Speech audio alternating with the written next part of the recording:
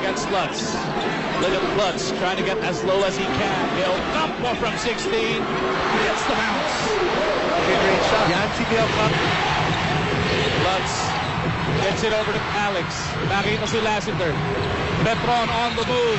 No, Junmar is there for the stick back. Pang-lima na rin para kay Yancy. Gotta be concerned if you're coach GSV. Look at ang ating sistema. Tooth and Gum Care Rookie of the half. Junmar Fajardo po yan. Hatid sa atin ng sistema Tooth and Gum Care Rookie. Ready for the big league. With sistema Tooth and Gum couldn't hit. Bigris on the floor with a rebound. Foul whistled. Against who? It's going to be against Marshall Lassiter because Bingris, he goes to that side. You know, naka 2-3 itong Petron, and he goes to the side kung saan yung merong maliit, and then he just takes and uses his body, his strength against ito si Marshall Lassiter. Kita mo naman yung bakbakan dito, Jay. Yan talaga ang PBA basketball. And actually, if you look at that, Marshall is trying to just sabi mo, kailangan big boy punch pagka dito ka nakipagbakbakan. You mentioned natin ang ating Photon Tornado Drive featuring Peter Jun Simon, brought to you by Photon. Empower your business. The Petron plays boosters all of a sudden. We also had those 2 points from the top. Millsap, spinning baseline, goes up, finish with a stop. Yancy again. They go to Blakely, kicks it out. JTV punches it through. Hatid sa inyo ng PLDT Pelpan. Coffee doing a lot of points here in the fourth. Blakely, big spin. The Bigris is there to clean it up.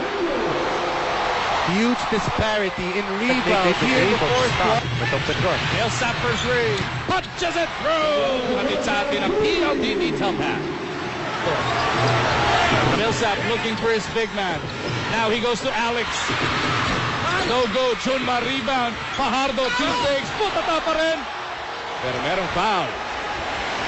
Sa limang nakabagyo rito ng Sammy Coffee. Ping wanting to attack Millsap once again. Jean-Marc Bigris nakikipagtatawanan. Bounces it over to Blakely. Have mercy, Mr. Blakely. Penalty na at the Sammy Coffee. You see Arvid Santos loses his man right there. Easy pass para dito kay Mark Bingris. And the finish kay Blake. Timeout muna. Dito sa atin ang Triple Ops Crude called 45 here. Lassiter gustong bumawi. Dalawa gumambala sa kanya. They go to Millsap. Bingris right in front of him. 12 to shoot. Millsap with a pull-up fade away. Elijah delivers the 2 points. Sammy Coffee. Who will get possession? Fajardo taps it to Cabagnot. Last 2 minutes now. Time to power up with Cobra Energy Drink. Lakas ng Pinas. Oh, taken away by Blakely. Blakely looking to go all the way. Built on defense, and you make the big play defensively here. Marcus Blakely able to get a steal here. Just able to have active hands, and that's what he's done. He's been a Mr. Everything para sa team na to.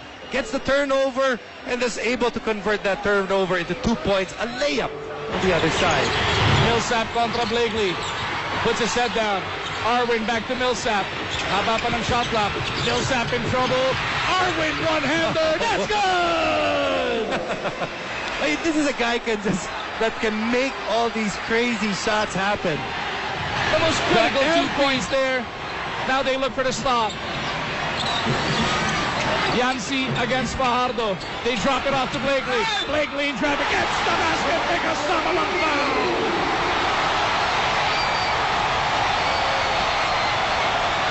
We always talk about execution and points and in the end game. It's always associated with offense. Offensively here, Petron gets the job done, but defensively, another play that is misplayed. They don't locate Marcus Blakely. Marcus Blakely makes the save. We said that San Coffee has been dictating what Petron is going to do. Right there, you can see there was no spacing whatsoever para dito San Coffee. Also, that is a play that they don't run. They don't run a single high with Marshall and Elijah Millsap. Sometimes, when there is pressure, tapos pagod ka, you tend to get away from the things that you do. Possession para dito sa Petron. Got to be able to score quickly. Kabagnot to Millsap. Millsap in trouble. Puta tayo na with Kaping. That shot block number 5. And Arwin Santos is forced to Elijah give up the Millsap has been foul. able to do everything so far heading to this championship, but has had trouble closing out here in game number 7. Turnover earlier, this one just slipping off his hand. Didn't even really have a decent attempt at that There's that shot. one. So again, Take a look at Junmar Pardo on that Petron bench.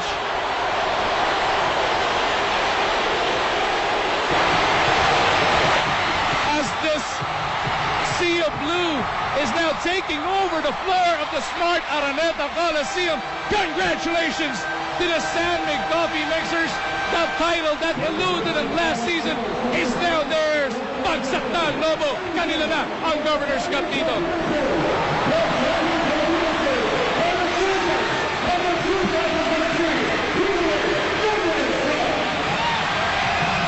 What a Game 7. This final score, Jason, this is the largest lead of the game.